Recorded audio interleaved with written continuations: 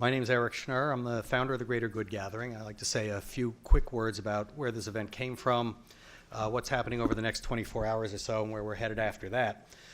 The roots of this event lay in a variety of discussions concerning the future of government in an age of rapidly advancing technology.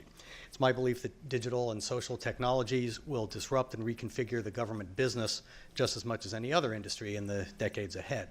That means we need to rethink what it means to advance the greater good, because it won't be something we do collectively through or just through public institutions, and public policy needs to be rethought as something that isn't just done by the public sector.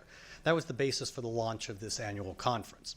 As you'll hear more about tomorrow, most of the students here at SEPA are already thinking in those terms about their careers already. But this requires some shared conception of the greater good, hence the name of the conference. To me, this has nothing to do with partisan politics. In fact, somewhere out in the lobby, I think we actually have a Republican. I don't quite see him in the room, but you'll be hearing from him shortly. I'm just going to repeat here something I said at last year's inaugural conference about what we mean by the greater good here.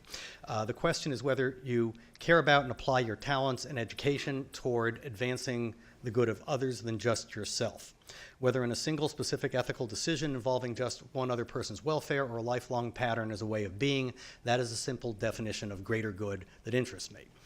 At the first Greater Good Gathering a year ago, we talked about that in the context of governments and governance. This year, we're framing the discussion in terms of community. What today's technologies are doing to tear apart our sense of community, from the most personal of interactions on up to global relations, as well as the potential these same technologies promised and still hold to bring us together. We'll start today by encapsulating these issues in examples everyone knows about because they're now daily headlines. We'll end the day with a more hopeful vision of how the same technologies are being used to fight oppression and create communal interactions around the world. Tomorrow, we'll spend a full day exploring these themes from the ground up, so to speak, starting with how these phenomena shape human cognition, then how that affects our relationships with others, to what that portends for the nature of trust and the pursuit of truth, for democracy, and for global issues of confrontation and cooperation. We'll again conclude on a more hopeful note with students who are using technology to stretch the boundaries of public policy and advance the greater good in all sorts of creative ways. Let me conclude with what we'll do after that. I actually didn't set out to start a conference, and it's clear to me that we can't just end with a conference. In part, I hope this is merely one step in a conversation that continues amongst all of us for weeks and months to come.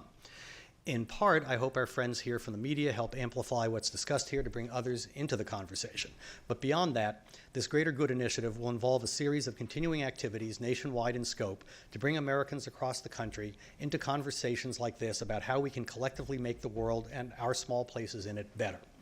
I'm working with some people at the RAND Institute and other higher ed institutions, and with a cross-section of political professionals and opinion experts on a new initiative coming out of this to replicate this kind of discussion on a smaller scale, but in communities across the country, and then blend these voices together technologically into an ongoing interactive nationwide conversation. The conversation will culminate in Greater Good Gathering 3.0, where we'll be talking about the implications of these technologies for the economy and the resulting political upheavals felt throughout the world today. We'll be announcing details of this in the spring. In the meantime, let's get this conversation started, and for that purpose, it's my pleasure to introduce Merritt Janow, Dean of Columbia School of International and Public Affairs, our host for this event, and apparently a colleague of mine at Columbia Law School, which I didn't know. Anyway, Merritt, thank you.